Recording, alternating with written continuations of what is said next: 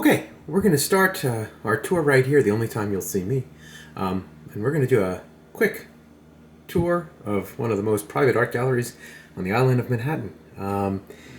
It's quite a modest space because 500 square feet is about all I can afford, but I'd like to share some of the things that I've collected over the years with you guys.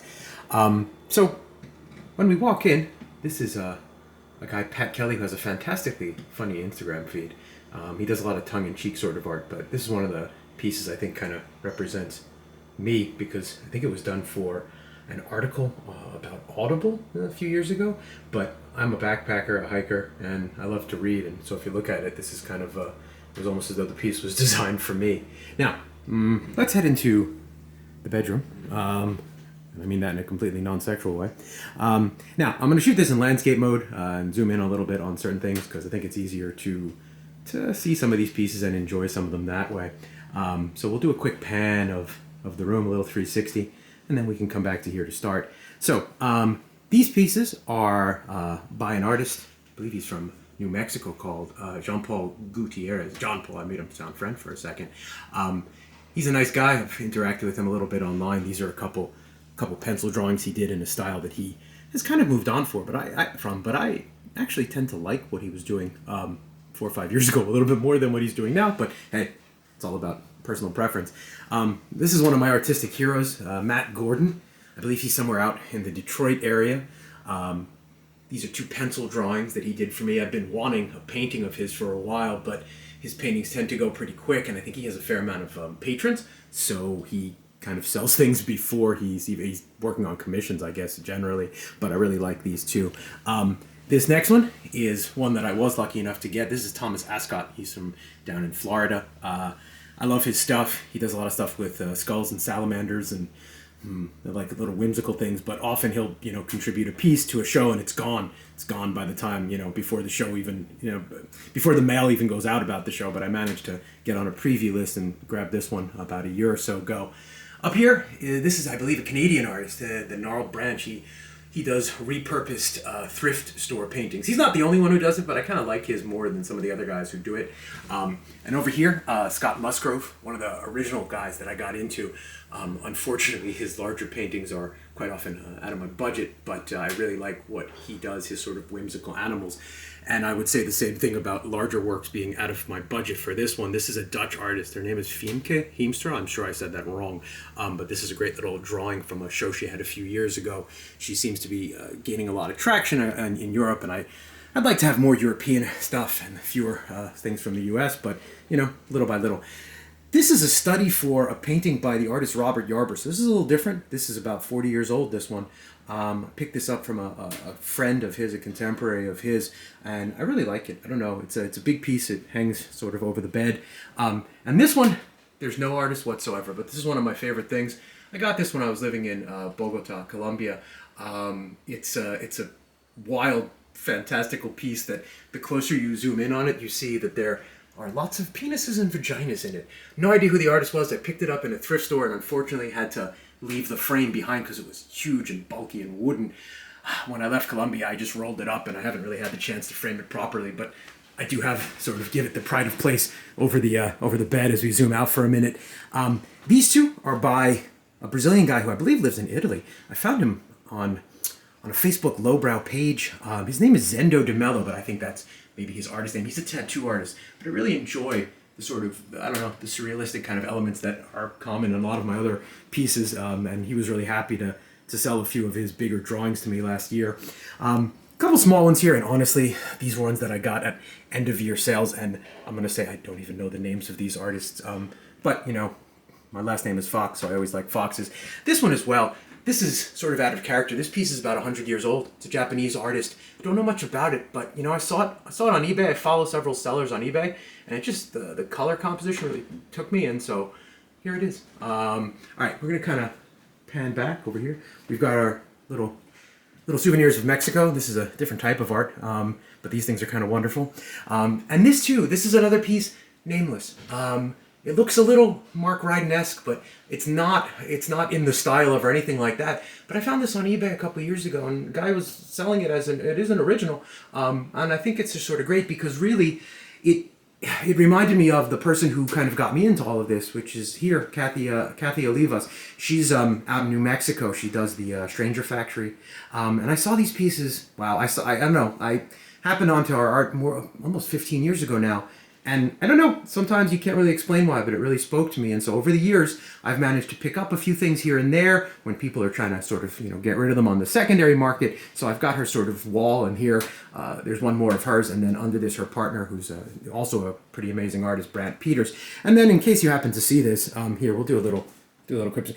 This is a little different type of art. I'm a child of the '80s, so there's a company called New Wave Toys, and they make these replicate 1/6 fully functional models. And so far, I have everything that they've made. There are a few, of course, with the pandemic, the shipping chain has gotten a little delayed, so they're a few behind, but there will be a couple more hopefully on this table soon. But I think it's wonderful. They have an excellent Facebook fan page where people construct little mini arcades and put action figures in front of them. I'm not quite that talented artistically, but I do love to have them on, and also, of course, to play them. All right, so we're moving on here to the second main room. Here we go. Okay, this is the living room. When you live in Manhattan, having two rooms to yourself is actually sort of a luxury.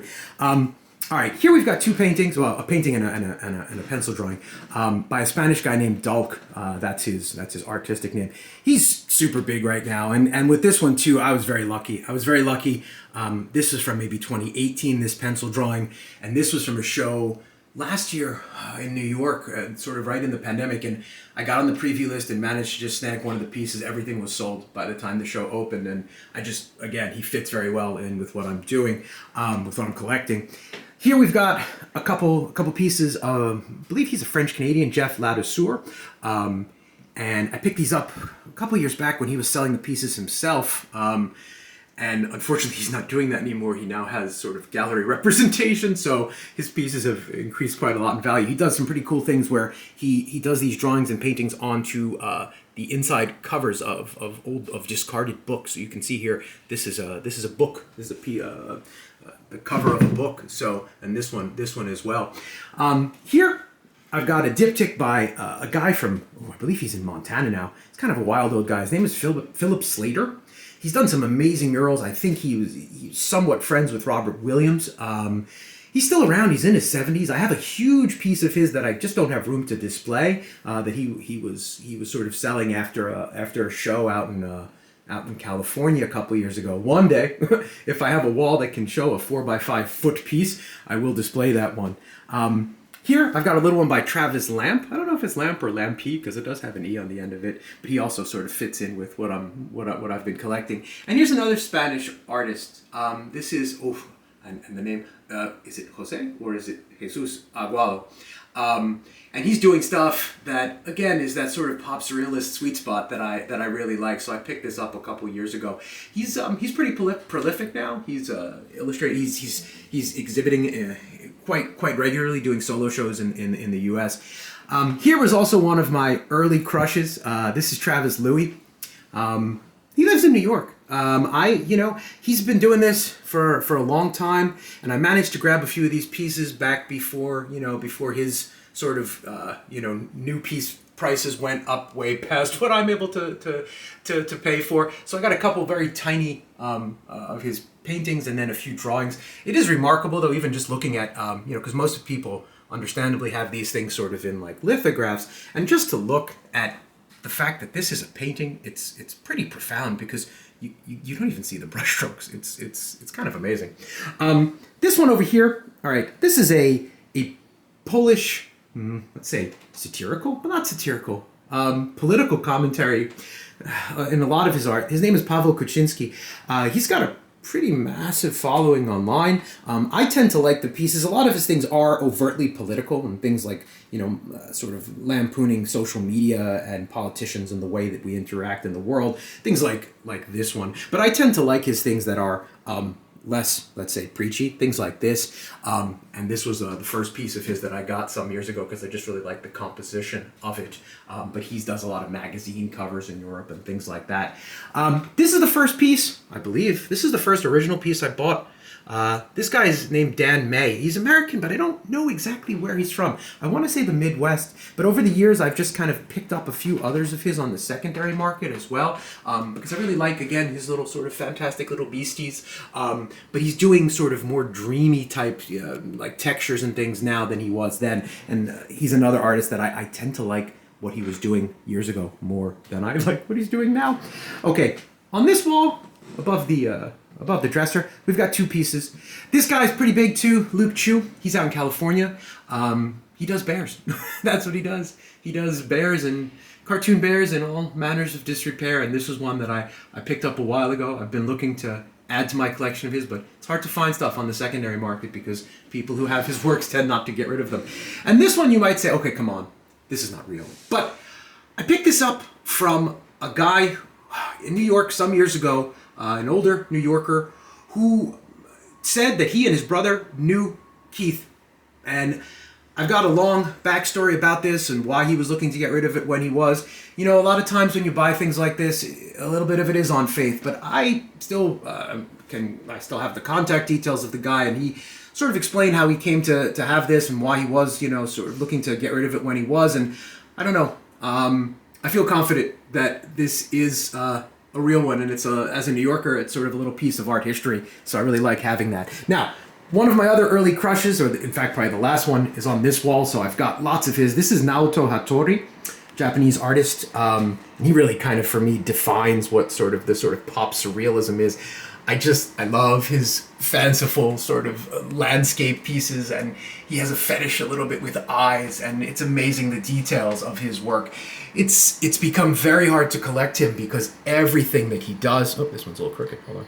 Everything that he does just sells immediately, so you can find stuff, you know, secondary on eBay, but I got several of these from him directly when he was selling through his website, which if he does list new pieces now, they're gone by the time you click on them, by the time he sends the email to let people know that he has new pieces. But I've got about a dozen of his originals, and I'm really happy about that. Moving on here to the kitchen, another Japanese artist. You know, I lived in Japan a long time ago. That's where my first job was. This is a Japanese manga artist. His name is Shintaro Keigo. And man, his line work is just insane. I mean, you look at these drawings and you think, well, does the man not make a mistake? Like, how do you do that? Just amazing geometric compositions. He also does things that are a little creepy and a little bit gross. And so here, let me go over here. I have a couple of his sort of his other sort of pencil drawings. He has ones that are far weirder and far more erotic than this, but I didn't really want those hanging on my wall all the time. Not that I'm against erotic art or weird art, obviously. These are, this one I picked up from a guy sort of offloading his collection on eBay, and I honestly don't remember the name of the artist. This one, Anya Tomika, I want to say, but this art is so different than what she's doing now that it's kind of hard to even imagine it's from the same person. All right, just to come back into the kitchen to wrap this up, okay, we've got, all right, a couple things here. This guy, Stan Manoukian, is a French guy. I really want to get a larger piece of his, but this was just a little sketch that he did. This is a woman in the U.S. Her artistic name is Defective Pudding. Not really sure. I don't think that's her birth name. Again, this is one of those nameless eBay ones. I don't remember the artist. And then here, again, these are a couple little drawings that Thomas Ascot, the guy that I've got one painting from, he sometimes puts up these little drawings on his own website, and they sell immediately, but I've been lucky. I kind of follow him on Instagram, and I've been able to snag a couple of these over the years, and I think they're just really cute. And then sort of just panning around. Every time I go somewhere, I buy a magnet of that country. Well, unfortunately, I started that only 5 or 6 years ago, so I missed some countries. And this one as well, I also got out from the Stranger Factory, which is Kathy Olivas' gallery. I believe this artist is called Rene Palomares. I think he's based in California. So basically, well, that's the tour. And if you happen to be in the New York area and you'd like to have a private viewing, feel free to let me know. All right, thanks.